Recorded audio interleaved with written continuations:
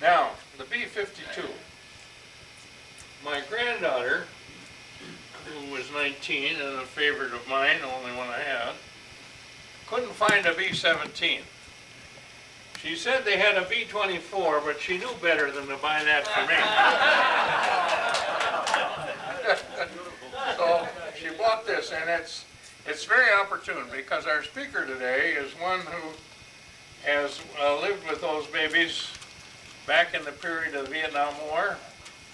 He did his tour as an engine specialist at least, and I'm not sure of all the details of that, but he's going to tell us of his experiences both here in training and while he served with the 52 squadrons in Okinawa and Iwo Jima, was it? Or Guam. Guam, yeah. Jeff Anderson is a second generation speaker because he's the son of Ollie Anderson, who was a navigator, 385th, 8th Air Force, during the tough war in the 43, early 44. Probably has a better list of missions than most people have, at least as far as I'm concerned. He had tougher ones than I ever thought of. So we're real happy to have Jeff here. He's been my Canadian camping expert for 25 years, so I can keep him in line pretty well, because we can always outfish him.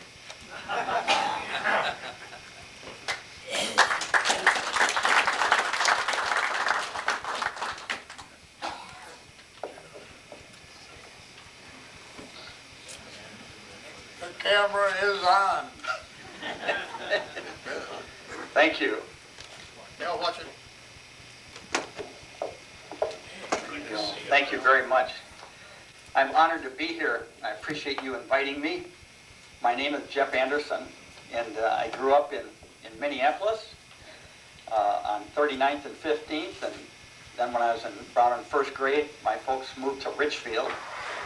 So I'm a Minnesota guy, and I'd like to tell you a little bit about my experience in the Vietnam War, and with this utterly incredible weapon system, the B-52. I love the thing the first time I ever set my eyes on it. And I'm going to tell you a little bit about it and its capabilities and what it's metamorphosed into as a weapon system over the last years. But it started out for me when I was 19 years old, but I want to tell you a little bit more than that. When I was a little boy, I was going through a box of war treasures that my father had in his dresser. And this was the most intriguing box in the whole house. It had compasses in it and matchbooks from England and patches and medals that I didn't know what they were for. But the one thing caught my youthful eye. There was this big round patch of a childhood icon of mine, Bugs Bunny, sitting on a torpedo. That blew my mind, and I thought, is there really such a thing as Bugs Bunny? Was he in the Air Force? And did my father know him? So I asked my dad a lot of questions about that box. And then as I grew up through my teenage years, my father encouraged me to go in the Air Force. And I did when I was 19. I'll never forget taking that trip that I'm sure many of you did down to the Minneapolis courthouse. And I went down there and they swore me in, held up my right hand, and I uttered that oath that all of you uttered. It was very meaningful to me. And I was a little bit scared, especially when I walked out of the room and some guy handed me a Bible. I thought, oh, brother, they must know something I don't. I'm going to get shot at.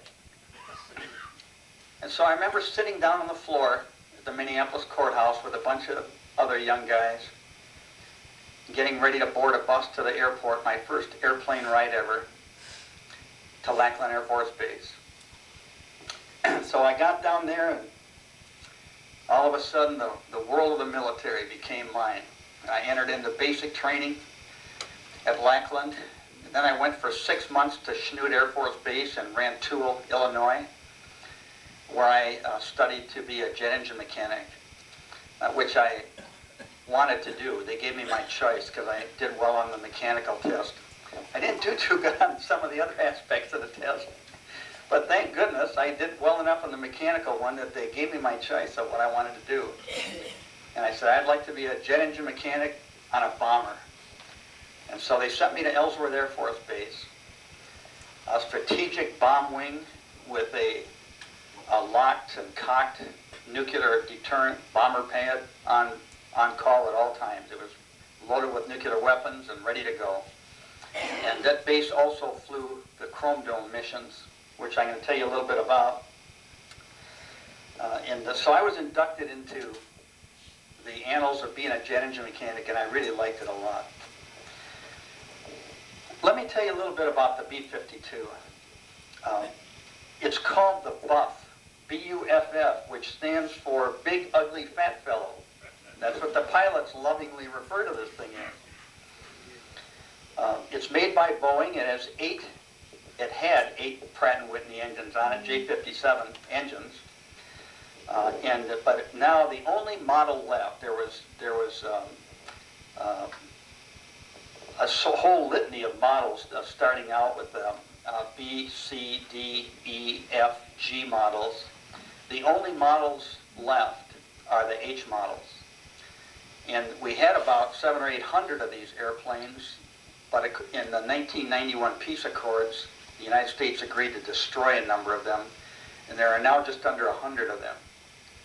But they are an awesome part of the arsenal of the United States Air Force, and I'll tell you a little bit about that in a few minutes. Each engine can deliver, now these new fan models, can deliver up to 17,000 pounds of military-rated thrust. The length of the aircraft is 159 feet. It's 40 feet high. It has a wingspan of 185 feet. It flies at about 650, and it has a ceiling of between 50 or 55,000 feet. And it does strategic bombing at high altitude with modern bomb nav radar equipment. And now, of course, the satellite JDAM type bombs that work on GPS coordinates. The airplane weighs about 185,000 pounds as it sits on the ground with no weaponry, but it can take off at 500,000 pounds, which is really significant when you think about it. That's lifting a lot of stuff off the ground. Unrefueled, it can travel about 8,800 miles, or 7,652 nautical miles.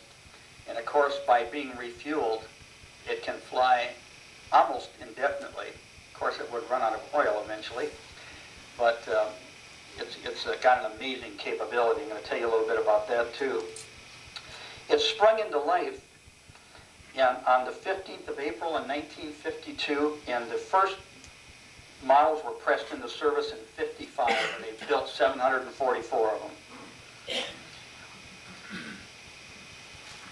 The early models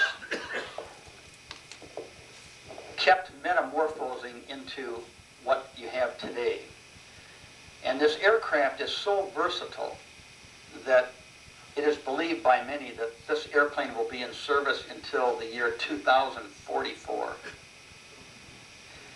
In the Gulf War, that device was 82% combat ready. That's pretty good for a 30-year-old airplane. In other words, it made the missions, and it carried about 30% of all the ordnance dropped on the Gulf War. So it's a formidable bomber. The new B-52H had many new technological changes to it. It incorporated terrain-following radar, this Doppler kind of stuff, comprehensive ECM, electrical countermeasures. That thing is a flying computer.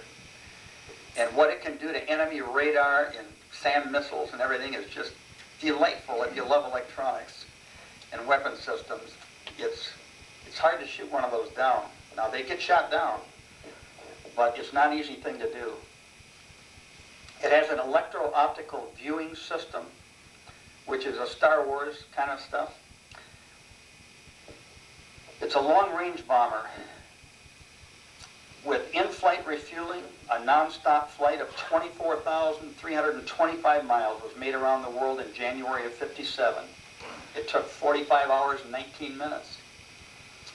The unrefueled range for the world record for 25 years anyway was a non-stop flight of 12,532 miles made by a B-52H model on January 10th and 11th of 1962, and they averaged 575 miles per hour. A B-52 holds 47,000 gallons of fuel. So if you drove 12,000 miles a year, it would run your car for 80 years. In other words, it's a gas-sucking hog. It's a huge capacity for gasoline. This bomber has metamorphosed so far from what it was originally intended.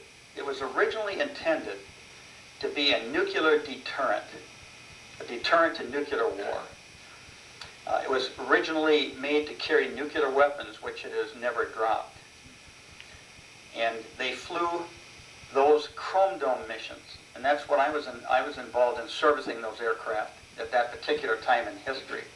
And that was where these airplanes, they flew routes around North Africa and Eastern Europe, and they were in the air 24 hours a day. And the idea was that if Russia launched a surprise attack by missiles or by aircraft, they knew that all the Air Force had to do was give the command and turn those airplanes towards the enemy targets. They were already up there and ready to go with nuclear weapons. And that was a significant deterrent, because the idea of sneaking up on us, overriding our base there at Thule, Greenland, and all the advanced radar warning, it's one thing to get a warning, but I remember when we went on a DEFCON alert in the Air Force, when it was discovered that with Russia's capabilities at that time, we would have a maximum of 25 minutes warning before a nuclear detonation took place on our air base. We had missiles and strategic bomber pads there at Ellsworth, and we knew we were a target. So we had 25 minutes to get strategic assets off the ground. And that was a serious threat at that time. It's probably worse now. Well, this bomber, which started out to be a nuclear deterrent, to give you an idea of the opposite end of the spectrum of service that it has, it ended up in Desert Storm flying bombing missions at 400 feet above the ground, dropping anti-personnel ordnance on Iraqi runways and destroying buildings. But imagine a big floppy wing bomber that's not made, low-level flight is hard on the wing structure, puts stresses on aircraft like this that they weren't made to endure, so they beefed up the structure of the wings to make it able to do that. This thing is capable of air maneuvers and so forth, not like an F-16, but you would be amazed what this big beast can do and the low-level maneuvers that it can accomplish without having the wings fall off. It's amazing. And in the Vietnam War, they changed that airplane rather dramatically. It carries 27 different weapon systems, probably some that aren't known about generally, on top of that. But they modified this in the belly so that it would hold, instead of 40-some conventional block-busting type general ordnance, it would hold 108 bombs. So they enlarged the belly of it. And they also put pylons on it, and it can fire cruise missiles of many different varieties. So that extends the range of the bomber by another 600 miles, because those cruise missiles will fly at Mach 2, and they have a range of about 600 miles. So that's another thing about the system that makes it very deadly. And because it can fly low in the grass, below radar, it can get right in there on the grass. So for a heavy bomber, it's pretty unusual. This bomber has Star Wars type technology in it. I just want to read you a few of the things that it has, and some of you will recognize what this is. But it has, for instance, for the ECM part of it, active countermeasures set, a false target generator made by Motorola, a tail warning set, which is a missile warning detection system made by Grumman, and a jammer power management system by Northrop, and the electronic countermeasure system by IT&T. And one day at Ellsworth, one of the technicians hit a wrong switch out there on the runway, and television went out for 200 miles. We got a kick out of that. It has a noise jammer, which plays havoc with enemy communication systems. They can flip switches up there when they're on a bombing run. And that enemy radar screen looks like it has several hundred targets on it. And don't make the mistake of thinking that the B-52 is right in the middle of all that mess that's on their screen, because it isn't. They can, it's really neat what they can do. Plus they have infrared flare dispensers in the tail that they can drop so the heat-seeking missiles follow the flares. And they have shaft dispensers on both sides of the rear fuselage. And that baby can put out tin foil by the ton. And what that does to radar isn't pretty either. In terms of precision-guided weapons, I could give you a list of general ordnance. A lot of it would be familiar to you. 500, 1,000-pound bombs, all different kinds of fusing and capabilities. But this thing carries the latest stuff. It carries the JDAMs, the WCMD, the AGM-84, 86C, 142 Popeye, the 154 JSOW, and the 158 JASMs. And plus 6 different types of nuclear bombs. I've seen some of those big nuclear bombs. They are gigantic. You could get 100 men in one of those things. They're that big. In Vietnam, we were flying 5,000-mile missions. They took about 14 to 16 hours. We flew waves of bombers from Guam. We launched every 6 hours. We bombed heavy against known enemy troop concentrations. And some of the people that were on the receiving end of that, who I have spoke with, described it in amazing terms of how horrible of a thing it was to be on the receiving end of saturation bombing. You know, we did carpet bombing over there in the Iraq War and Desert Storm. Dug huge 20-foot deep trenches out there where known enemy troop concentrations were, and just obliterated them. The thing could lay down bombs practically on top of each other, and it's just like earth-removing equipment. In Desert Storm, 1,624 missions were flown by the B-52. They delivered 72,000 weapons at 26 tons.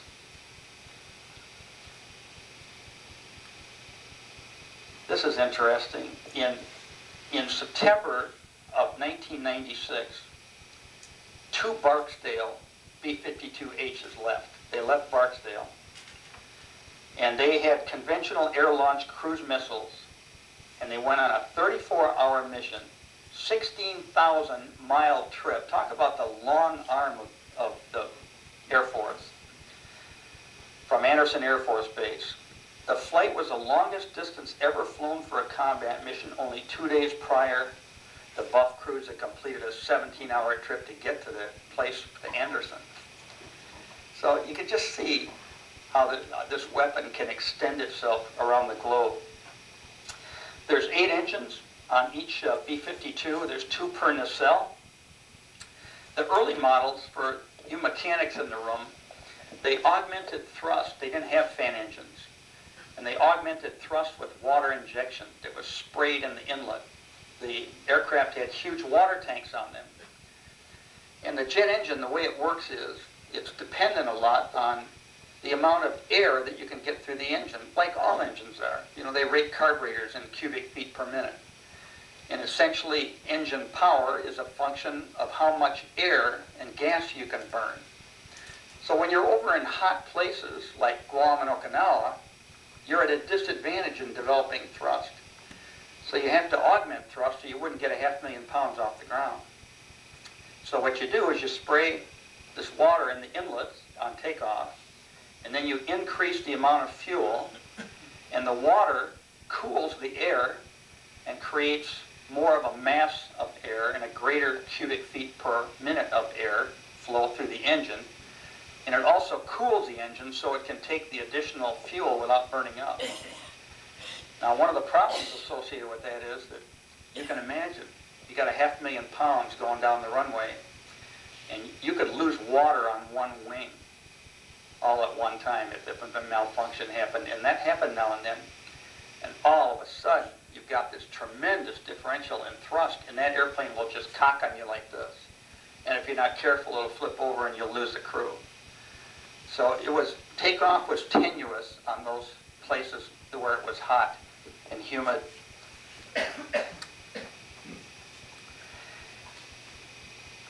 In 1 month, we had 200 unscheduled engine changes.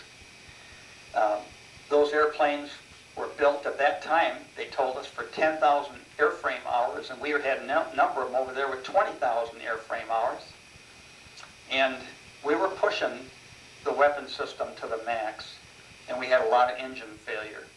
Heat is the big thing. Those turbine wheels, they just get burned to a crisp. So there was plenty for us to do. We worked 7 days a week, 14-hour-a-day shifts. We were 60 to 70% manned the whole time I was on Guam and Okinawa. I was there both places. The tankers were on Okinawa. The bombers would take off.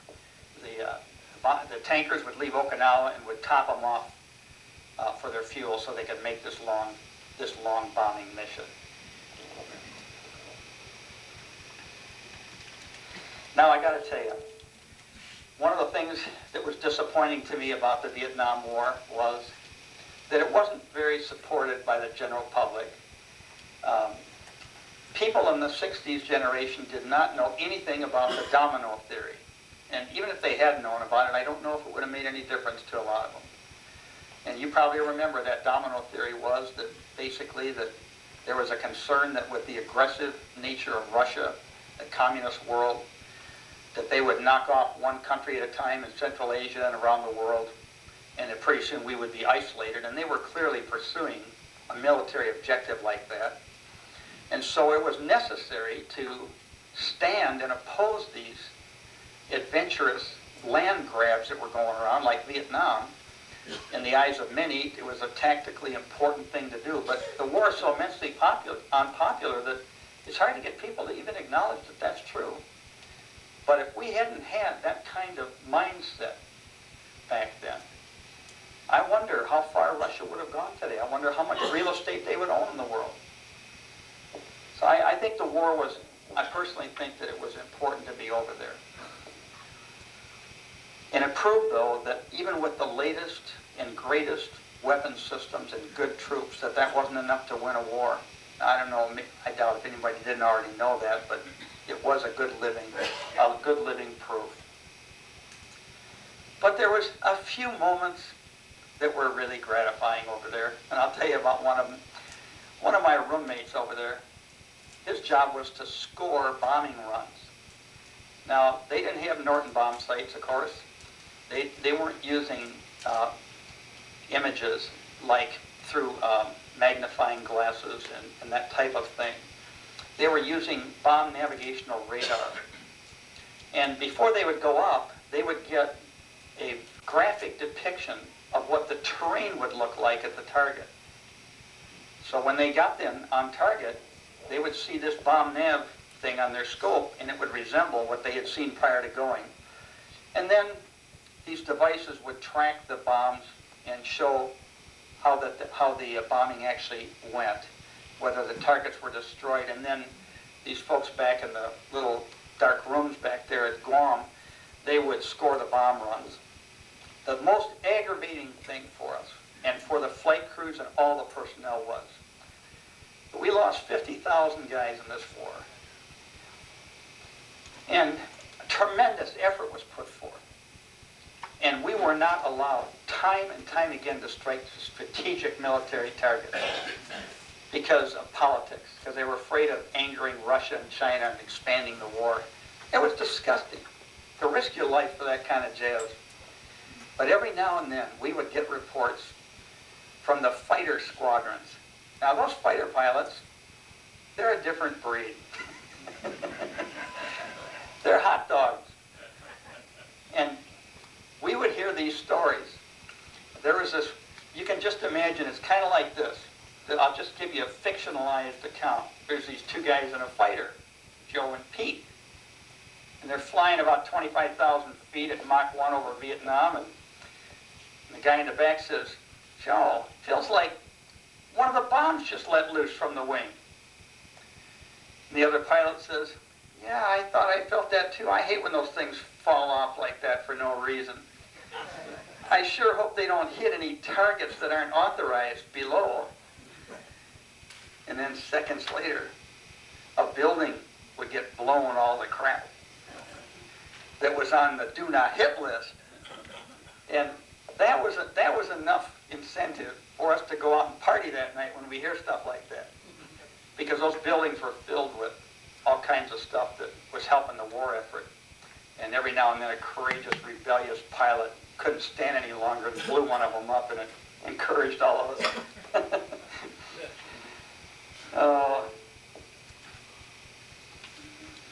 I wanted to share a few comments with you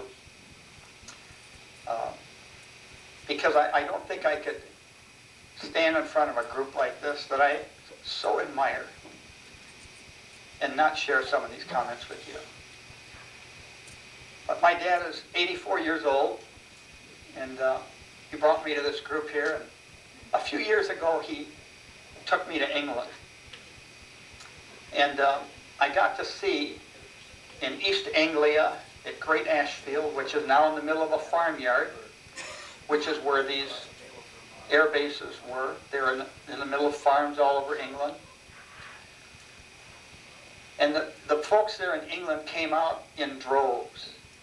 Lots of older people, lots of younger people, hundreds of them, to thank the World War II flyers who came to liberate their country. It was really a moving experience. And I saw my dad, my 84-year-old dad, stand on the runway where he flew 28 missions over Germany and other countries. And he got the Distinguished Flying Cross, which he had given to me. And this means more to me than any inheritance he ever could give me. Because they're testimonies, as testimonies are to you men also, of a time when there was a dark veil over the world. And much of the world was in fear. And your generation stood up. And they became liberators. Became men of valor and courage. So it's not just my father's medals that I'm speaking about, but I'm speaking about what all of you did. And the legacy that you gave your sons and daughters of freedom. It's priceless. And it's not well understood. It's taken for granted. And even myself, I admit to you that I remember when my grandma was in her 90s, she was telling me how she felt. She ached all over and she was hurting. And I said, oh, I understand, Grandma. And she whipped back at me in a kind way, but stern way. She said, oh, no, you don't. You don't understand, Mr. 16-year-old, what it's like to be 90. And I realized that she was right. Well, in that same analogy, I've been to about 20 countries now in my later life. Been on mission trips in North Africa, in the Middle East, and in East Communist Europe, and Russia and the Ukraine and some of those countries. And I've seen the devastation of communism, of what that system produces in human despair and suffering, lack of health care, a feeling of uselessness and despair by its citizens, hopelessness. And then I look in contrast of what was purchased for me by the blood of men in the military, by the courageous efforts. And all I can do is just tell you how thankful I am, how much I respect and admire you and appreciate what you did. Patrick Henry said, give me liberty or give me death. And as a teenager, that went over my head. But now it's not over my head. Now I understand the value of it. So, men, thank you for what you did. And thank you for letting me be part of you. And it's been good to be here today. And I did want to mention that Tom Brokaw wrote this book. I'm sure you've all seen it. And he appropriately named you guys the greatest generation. If you haven't read this book, you should get it. So, thank you.